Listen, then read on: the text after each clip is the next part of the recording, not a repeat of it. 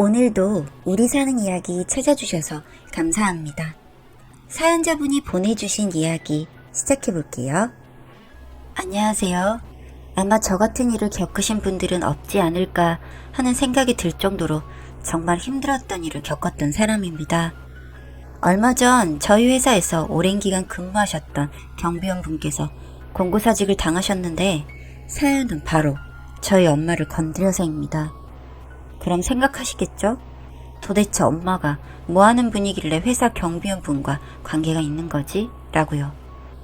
저희 엄마는 미아부 직원이었습니다. 저희 회사 건물에 청소 아주머니셨던 거고 저는 그 회사에서 일하는 연구원으로 있었습니다. 사건의 발단은 이렇습니다. 제가 재직 중인 회사는 자동차 회사이며 저는 그 자동차 회사의 많고 많은 부서 중에 자동차 부품 연구원입니다. 저의 이과적 사고를 길러주신 분이 우리 엄마세요. 누구나 자식이라면 다 그렇겠지만 저는 엄마를 아주 많이 좋아하고 존경합니다.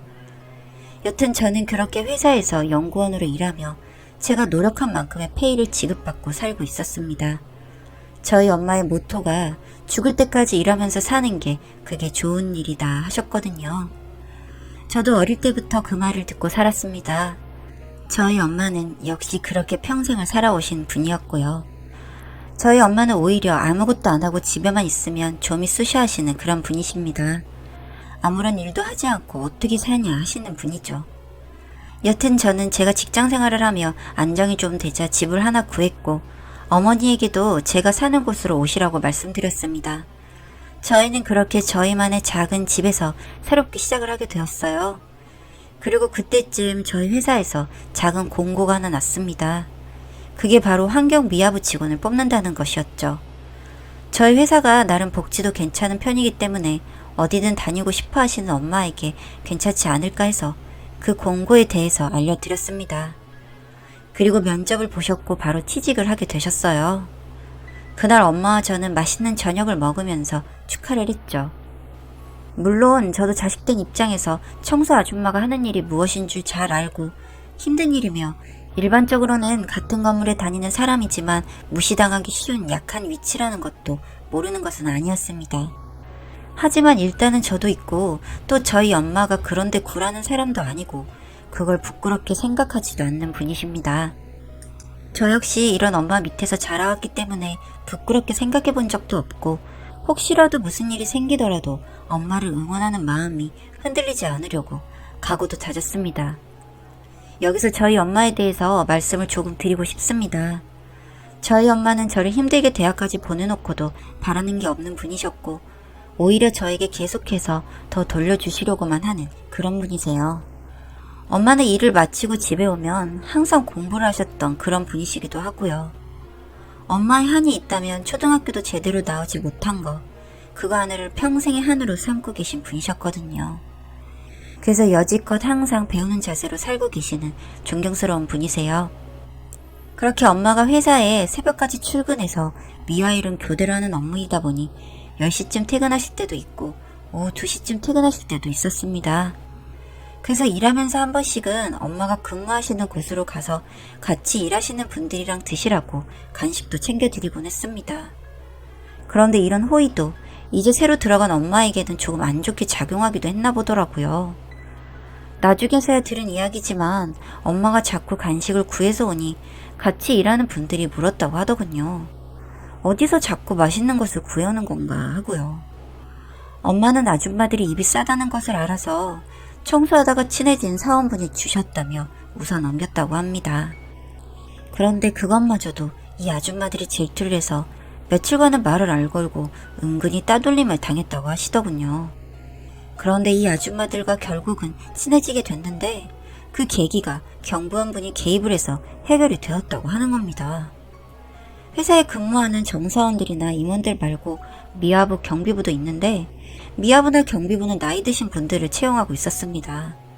다만 임원부들의 건물 쪽에만 젊은 경비원들이 근무를 하고 있었고요. 여튼 경비원 아저씨들 중에 유독 인상이 운둔상이신 분이 계신데 항상 친절하셨던 그런 분이셨습니다. 저도 다른 사람도 친절한 것을 나쁘게 생각할 이유는 없으니 친절하게 인사드리고 했었죠. 나중에 알고 보니 그분이 경비원으로 되게 오래 일하셨다고 하더군요. 그래서 그런지 대부분의 사원분들 얼굴도 다 알고 하는 일이며 몇 층인지도 다 꿰일 정도로 경비원이란 직업이 천상이신 분이었습니다. 어느 날은 제가 서류 가방을 깜빡하고 내려오니 경수씨, 오늘은 서류 가방이 없네요. 약속 있으신가 봐요. 이렇게 둘러서 말해주곤 하셔서 제가 가끔 깜빡할 때가 있었는데 그때마다 잘 챙겨주셨죠. 저는 그게 감사해서 맛있는 게 생기면 경비 아저씨께 가끔 고마움의 표시를 하기도 했고요. 그래서 다른 연구원 남자 동기에게 그 경비 아저씨에 대해 이야기하면서 좋으신 분 같다고 했더니 그 아저씨 은근히 말이 많은 아저씨라면서 생긴 것과는 다르니까 너무 믿지 말라고 하더라고요. 그러면서 본인이 겪었던 일에 대해 말하는데 아이씨, 인사를 하면 저 받아야 될 거 아니야. 어린 나무 새끼가 고기만 휙 지가 옷도 이어보여. 어이 갈씨 커피 좀 타와봐. 짜증나니까. 궁금해서 가보니 그 경비원 아저씨가 군대 상병처럼 다른 경비원 아저씨들을 부리더라고 알려주더군요. 그 당시 본인도 충격을 받았고 그 뒤로부터는 그 아저씨 얼굴이 위선자처럼 보인다고요. 그런데 뭐 딱히 증거도 없고 증거 있어도 뭐 어쩌겠습니까. 저 사람들끼리 일인데 본인도 어쩌겠나 싶어서 그냥 그 뒤로 무시를 했는데 요즘 제가 그 아저씨와 친한 것 같아서 말해준 거라고 하더군요.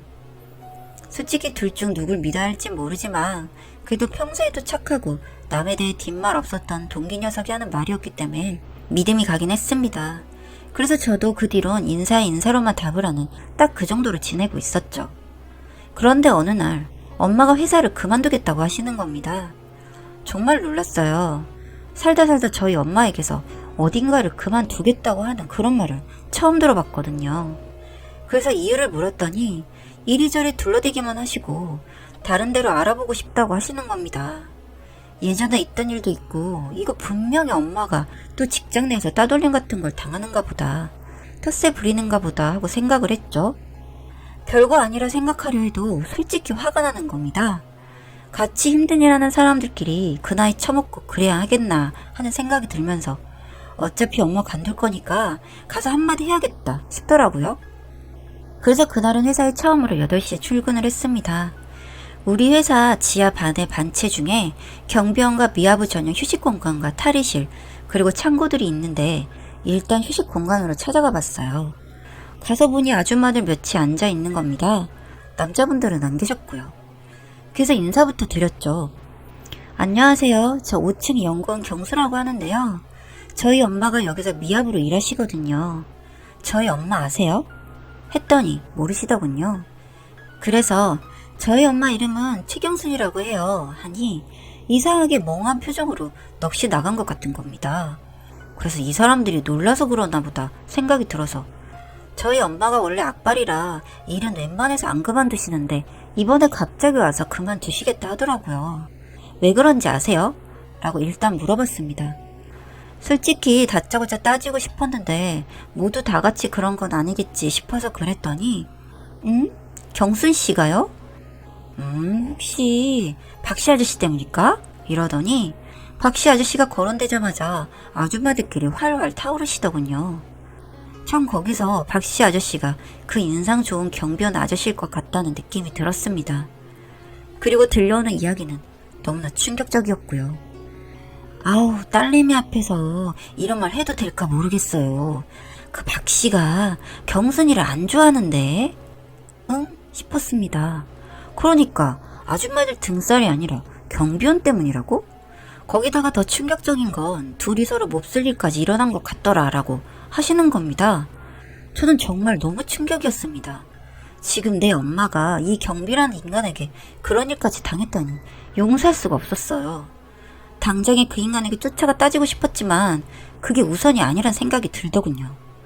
먼저 엄마한테 자세히 물어봐야 할 것 같아서 그날은 퇴근해서 엄마의 얘기를 좀 나눴습니다. 엄마, 솔직히 말해봐. 박씨 경비원 아저씨랑 싸웠어? 너가 어떻게 알아 그걸? 엄마 성격을 아는데 내가 왠지 아줌마들이 텃세부리나 그것 때문이면 아줌마들한테 같이 일하는 사람들끼리 그럼 안 된다고 말하려고 했지. 근데 갔는데 아줌마들이 박씨 그 아저씨 말하면서 그 아저씨가 엄마를 안 좋아한다고 하던데? 이게 무슨 말이야? 나한테 솔직하게 말해줬으면 좋겠어. 라고요. 알고 보니 박 씨가 엄마한테 사귀자고 추근댔던 모양이었고, 그걸 거절한 빌미로 엄마에게 과도한 청소 배분을 한다든지, 조용한 장소에서 둘만 있는 상황을 만들어 쳐다보고 있다든지 하는 등 미친놈끼가 다분한 행동을 했다 하는 겁니다. 아무리 엄마라지만 싸우라면 싸워도 그런 사람이랑은 상대를 안 해야 될 것 같아서 그만둬야겠다 하고 생각했다는 겁니다. 그러다가 며칠 전에 청소 일을 마무리하고 있는데 그 인간이 갑자기 찾아와서 복도로 불러냈다고 하더군요. 안 가려고 하니 힘으로 끌고 가며 협박을 하길래 심지어 이 인간은 제가 엄마의 자식이란 것까지 알고 있었다고 합니다. 저까지 들먹어가면서 잘 다니고 있는 자식 새끼까지 신세 망치지 말고 좋은 말로 따라오라고 하며 사람이 잘 다니지 않는 계단에서 힘으로 엄마를 어떻게 해보려 했다고 했습니다. 엄마가 그러더군요. 다른 사람이었다면 모르겠지만 자신은 그동안 안 해본 일이 없고 나름 힘도 있는 편이라서 죽을 힘을 다해서 저항하고 후두로 패줬다고요. 생각보다 엄마가 힘을 쓰니 주춤하는 게 느껴지자 그 틈을 타서 도망을 치셨다고 했습니다. 그런 모습을 탈의실에서 다른 아주머니들이 보고 수근수근 했다고요.